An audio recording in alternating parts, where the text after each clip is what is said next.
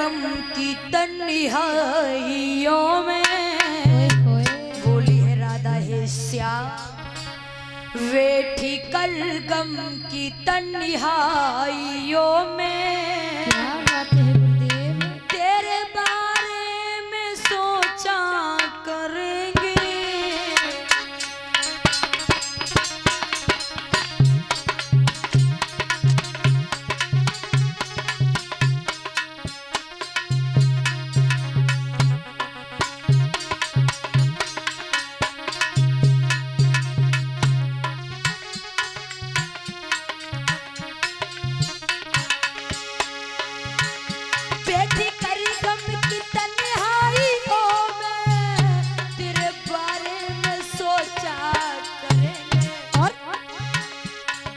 सोएगा सारा जमाना,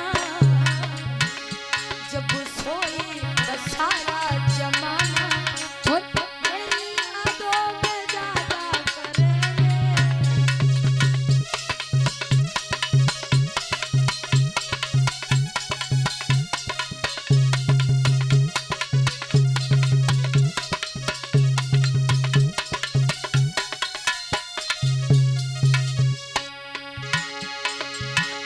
जब सोएगा सारा जमाना तेरी यादों में जागा करेंगे। नाम लिख कर हथेली पे तेरा, नाम लिख कर हथेली पे तेरा याद आने पे चूमा करेंगे।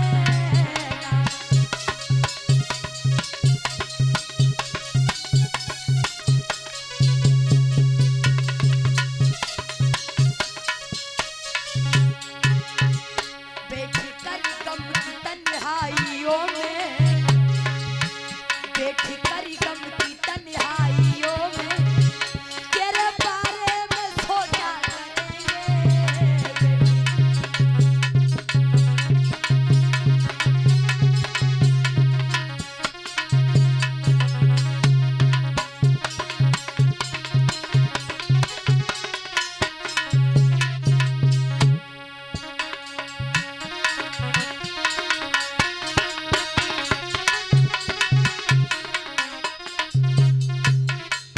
बोलिए गोविंद भगवान की, बोली वृंदावन बिहारी लाल की।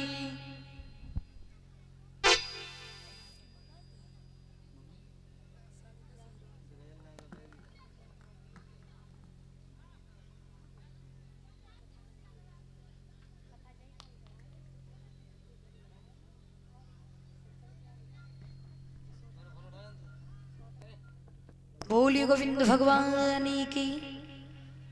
तो आचार्य श्रोताओं, व्यास नंदन श्री सुखदेव महाराज हस्तिनापुर के राजा परीक्षित से बोले कि हे राजन,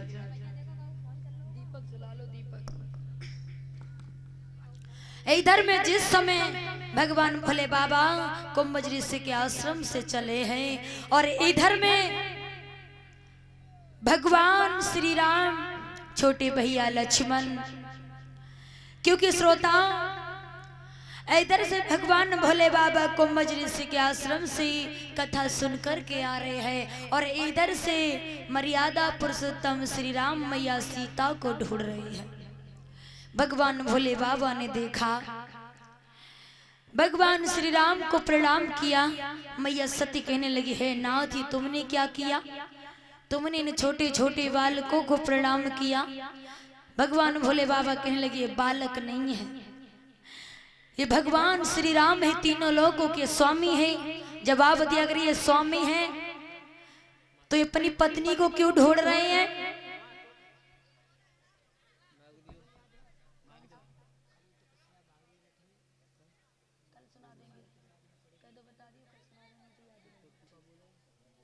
और ये 20 मुद्रा प्रवेश जैतीपुर से और 10 मुद्रा संजू धीमरपुरा से और 10 मुद्रा आकाश धीमरपुरा से, 20 मुद्रा रामेश्वर धीमरपुरा से और 10 मुद्रा राजू धीमरपुरा से, 20 मुद्रा सागर धीमरपुरा से, 10 मुद्रा अर्जुन धीमरपुरा से, 10 मुद्रा अर्जुन धीमरपुरा से और 10 मुद्रा अर्जुन धीमरपुरा से, 10 मुद्रा अर्जुन धीमरपुरा से, 10 मुद्रा अर्जुन धीमरपुरा से 10 मुद्रा ब्रिजेश ब्रिजेश धीमरपुरा से 10 मुद्रा सविता धीमरपुरा से और 10 मुद्रा गुप्तदान और 10 मुद्रा सुरेश सक्सेना करकौर 10 मुद्रा प्रेमपाल वरेठा और 10 मुद्रा बलराम भजन करकौर से और ये 10 मुद्रा बलराम करकौर से। तो आज श्रोताओं आप लोगों को विशेष इंतजार है झांकी का। और ये 10 मुद्रा धर्मपाल धीमरपुरा से और 10 मुद्रा अनुज धीमरपुरा से और 10 मुद्रा प्रवेश धीमरपुरा से।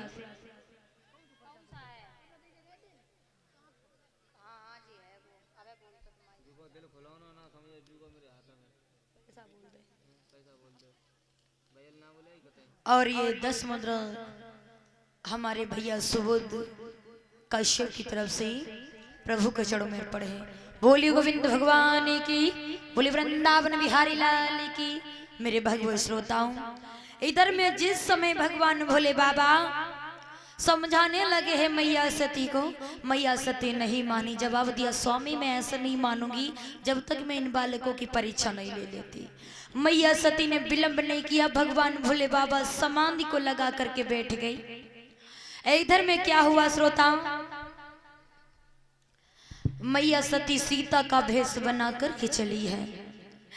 इधर में जब सीता का भेष बना करके चली है श्रोताओं, भगवान भोले बाबा समाधि को लगा करके बैठे हुए हैं और जिस मार्ग पे भगवान श्री राम आ रहे हैं छोटे भैया लक्ष्मण से सावतारी, उसी मार्ग पे मैया सती सीता का भेष बना के पहुंची है। इधर में जवाब दिया है, लक्ष्मण ने देखा, जवाब दिया, भैया देखो हम भाभी को ढूंढ रहे, भाभी सामने आ रही।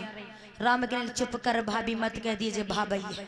जवाब दिया भगवान भोले बाबा की जो पत्नी सती है। इधर में क्या किया, भगवान श्री राम ने प्रणाम किया, जवाब दिया है मैया तुम यहाँ, भगवान भोले बाबा कहाँ है।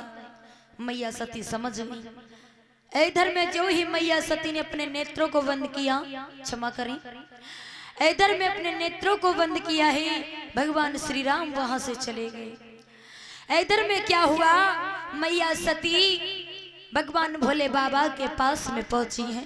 भगवान भोले बाबा कहने लगे परीक्षा ले आई, हाँ। जवाब दिया कैसी रही, सती कहने लगी महाराज बहुत अच्छी परीक्षा रही। भगवान भोले बाबा ने अपने नेत्रों को बंद किया, देखा कि सती झूठ बोल रही है। भगवान भोले बाबा ने जवाब दिया है सती जाओ, मैं तुम्हें वचन देता हूँ, तुमने मेरी मैया का रूप धारण किया है, आज से मैं तुम्हें मैया के ही नजर से देखूंगा। मेरे श्रोताओं, भगवान भोले बाबा ने ये प्रतिज्ञा ठान ली। मैया सती रोने लगी, विलखने लगी।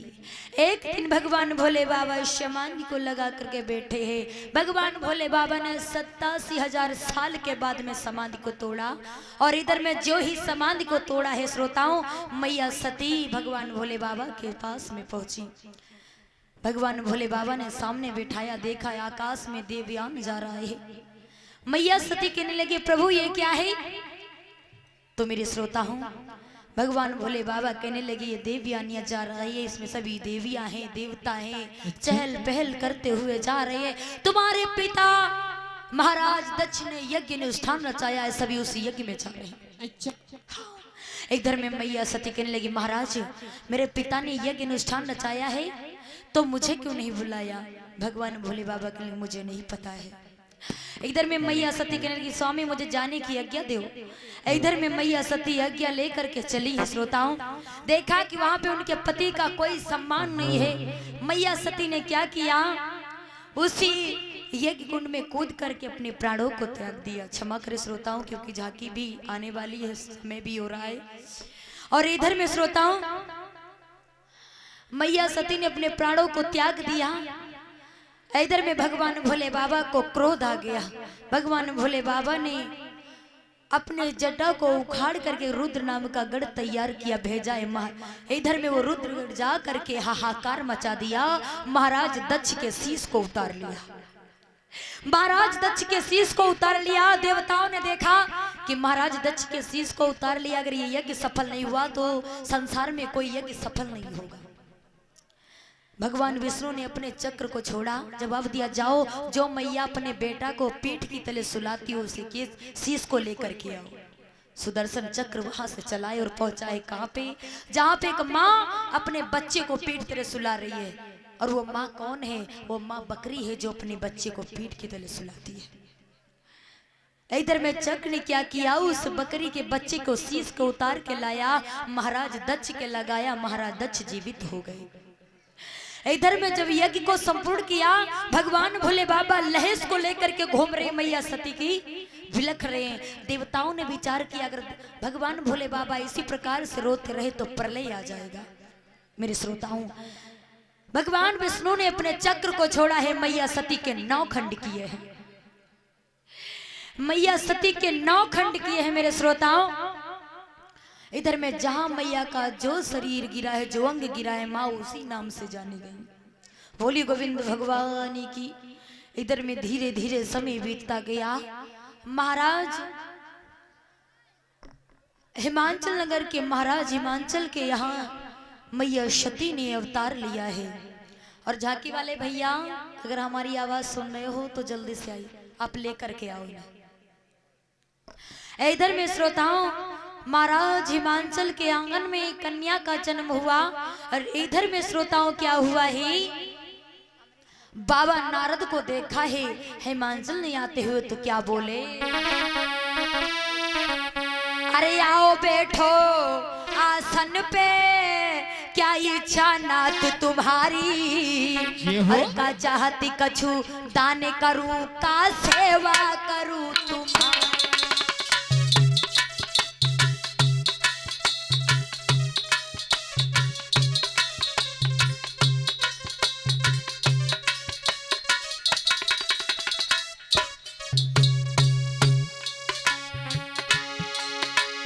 बोले है महाराज, अरे आओ बैठो आसन पे, क्या इच्छा नाथ तुम्हारी,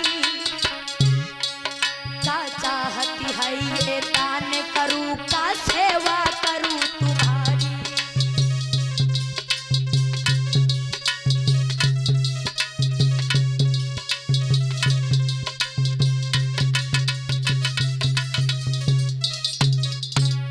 महाराज हिमाचल ने जवाब दिया है, अरे संत शिरोमणि द्वार द्वार पे कभी किसी के न जाते, अरे होती है शुभ घड़ी संत के दर्श तभी हो पाते।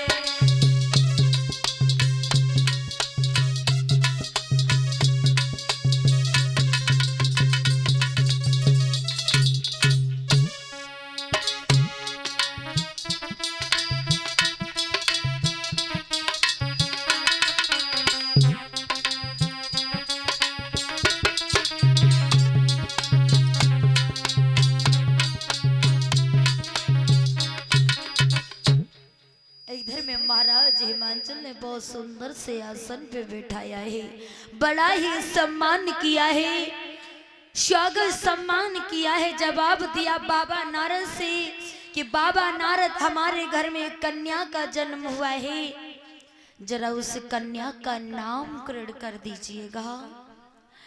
बाबा नारद ने देखा, जब उस कन्या को देखा है, जवाब दिया महाराज ये कोई साधारण कन्या नहीं। तो बोले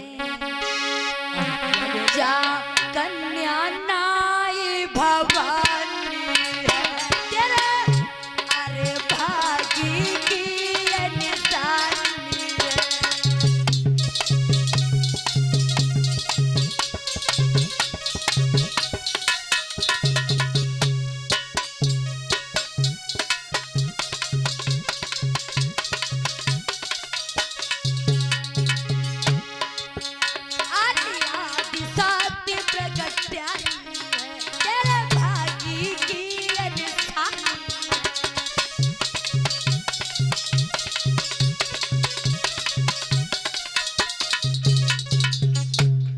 बाबा नारद कहने लगे महाराज हिमाचल से कि महाराज तुम्हारे घर में जिस कन्या का जन्म हुआ है वो कोई साधारण कन्या नहीं है। जवाब दिया कि देवी है, देवी। कहने लगे महाराज जब इसका नामकरण कर दीजिएगा बाबा नारद कहने लगे तुम्हारी कन्या का नाम है गिरजा। हाँ। जवाब दिया तुम्हारी कन्या का नाम गिरजा है। और सुनो इसका विवाह किसके साथ होगा? किसके साथ होगा? भैया ओ इसका विवाह होगा जिसकी भारी भारी जटाएं होंगी, आओ भस्मी लेप लगाए होगा, जय हो सर्पों का माला होगा, जय हो। और जिसकी 80 वर्ष की आयु होगी उसके साथ में विवाह होगा। अच्छा हाँ मेरी बिटिया की शादी बूढ़े आदमी के साथ में हुई है? हाँ बुढ़ा के साथ। हो प्रभु दुख जा हो, हम ना कर रहे, हम तो नए लड़का के संग करिए शादी। अरे महाराज ओ जो तुम्हारी कन्या के भाग्य में लिखा है वो तो होना ही है। अच्छा हाँ और ये तुम्हें शादी करनी पड़ेगी। अच्छा हाँ चलो